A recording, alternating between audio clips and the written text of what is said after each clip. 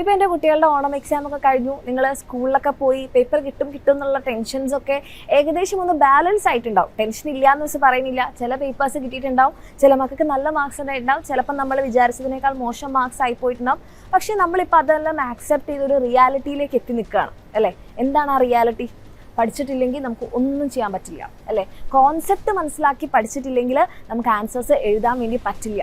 അതുമാത്രമല്ല, എക്സാമിൻ്റെ തലേന്ന് വരെ നമ്മൾ എന്ത് ചെയ്യാണ്, ഇങ്ങനെ പഠിക്കാതെ ഇരുന്ന് കഴിഞ്ഞിട്ട് എക്സാമിൻ്റെ ദിവസം നമ്മൾ ഇരുന്ന് കഷ്ടപ്പെട്ട് പഠിച്ചു, 3 മണി വരെ പഠിച്ചു, 4 മണി വരെ പഠിച്ചു, എല്ലാം റിവൈസ് ചെയ്തു, കുറേ ചോദ്യങ്ങൾ ചെയ്തു, ഒരു കാര്യം ഉണ്ടാവില്ല. നമുക്ക് എക്സാം ഹാളിൽ എത്തിക്കഴിഞ്ഞാൽ നമുക്ക് മൊത്തം ഒരു ടെൻഷനായിരിക്കും.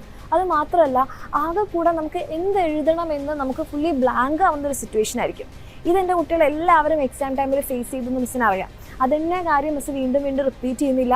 പക്ഷേ ഒരു കാര്യം മിസ് ഉറപ്പിച്ച് പറയാം അല്ലെ, നമ്മുടെ ഈ എക്സാമിന് മുൻപ്, ഓണം എക്സാമിന് മുൻപ് നമ്മുടെ ഗവൺമെൻറ് നമ്മളോട് പറഞ്ഞു പേപ്പർ ടഫാവും.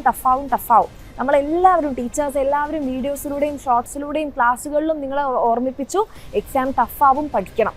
അപ്പം നമ്മൾ ചില്ലായെടുത്തു അല്ലേ. അതേപോലെ ഒരു റിമൈൻഡർ കൂടിയാണ് മിസ് ഇപ്പോൾ പറയുന്നത്. മക്കളെ, ഇനി നിങ്ങളുടെ കയ്യിൽ വളരെ കുറച്ച് മാസങ്ങൾ കൂടിയുള്ളൂ. ആ മാസങ്ങൾ നിങ്ങൾ എഫക്റ്റീവായിട്ട് ഉപയോഗിച്ചിട്ടില്ലെങ്കിൽ ഇപ്പം നിങ്ങളുടെ ഓണം എക്സാം എത്രത്തോളം നിങ്ങൾ കഷ്ടപ്പെട്ടോ അതിൻ്റെ ഡബിൾ നിങ്ങൾ കഷ്ടപ്പെടാൻ പോവുകയാണ്. നിങ്ങളെ പേടിപ്പിക്കാൻ വേണ്ടി പറയല്ല, നിങ്ങൾ ഓർമ്മപ്പെടുത്തുകയാണ്. പഠിച്ചിട്ടില്ലെങ്കിൽ നമുക്ക് എവിടെയും എത്താൻ പറ്റില്ല. ലാസ്റ്റ് മിനിറ്റിൽ നമ്മൾ ടെൻഷൻ അടിക്കും. നമ്മുടെ ടെൻഷൻ കാണുമ്പോൾ നമ്മുടെ പാരൻസ് ടെൻഷൻ അടിക്കും. എന്തിനാണ് ഒരു കുഞ്ഞ് എക്സാമിന് വേണ്ടി നിങ്ങൾ ഇത്രത്തോളം സ്ട്രെസ്ഡ് ആവുന്നത്? അതിനുള്ളൊരു അവസരം നമ്മൾ എന്തിനാണ് കൊടുക്കുന്നത്? അതിൻ്റെ ഒരു ആവശ്യവും ശരിക്കില്ല അല്ലേ. അപ്പോൾ എൻ്റെ കുട്ടികൾ എന്താ ചെയ്യേണ്ടത്? നിങ്ങൾ പഠിച്ചു തുടങ്ങാമെന്ന് പറയുമ്പോൾ എല്ലാവരും ചിലപ്പം ഈ ഒരു മോട്ടിവേഷനും ഒക്കെ കേട്ടിട്ട് നിങ്ങൾ പഠിക്കുന്നുണ്ടാകും. പക്ഷെ ആ പഠിക്കുന്ന രീതി നിങ്ങൾ എക്സാമിൻ്റെ തലേ ദിവസം പഠിക്കാറില്ലേ?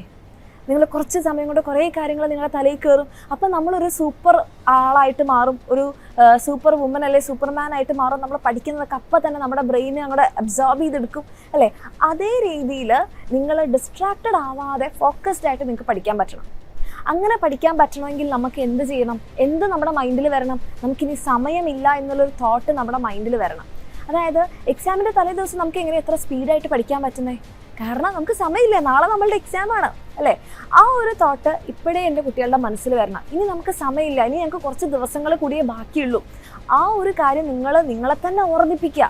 അപ്പം നമുക്ക് എന്ത് ചെയ്യാൻ പറ്റും? എക്സാമിൻ്റെ തലേ ദിവസം ഇന്ന് പഠിക്കുന്നില്ലേ, അതേപോലെ എൻ്റെ കുട്ടികൾക്ക് പഠിക്കാൻ പറ്റും. അതേപോലെ പഠിച്ചെങ്കിലേ നമുക്ക് എന്ത് ചെയ്യാൻ പറ്റുള്ളൂ. ഇനിയിപ്പോൾ നിങ്ങൾ ഫസ്റ്റ് മുതൽ തുടങ്ങുന്ന ഒരാളാണെങ്കിൽ പോലും നിങ്ങൾക്ക് കംപ്ലീറ്റ് ചെയ്യാൻ പറ്റുള്ളൂ. അപ്പോൾ എൻ്റെ കുട്ടികൾക്ക് അങ്ങനെ വേണമെന്നുണ്ടെങ്കിൽ നന്നായിട്ട് പഠിക്കാം.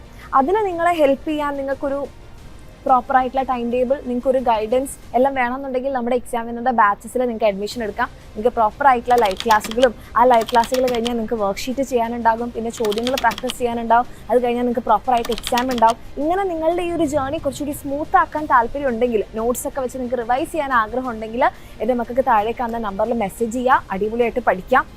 എന്ത് ചെയ്തു കഴിഞ്ഞാലും അൾട്ടിമേറ്റ് എന്തായിരിക്കണം? നമ്മൾ പഠിച്ചിരിക്കണം. അങ്ങനെ പഠിച്ചിട്ടില്ലെങ്കിൽ നമുക്ക് ഒന്നും ചെയ്യാൻ പറ്റില്ല. ഈ ഒരു കാര്യം എൻ്റെ മക്കൾ മനസ്സിലാക്കുക. അടിപൊളിയായിട്ട് പഠിക്കുക. All the best.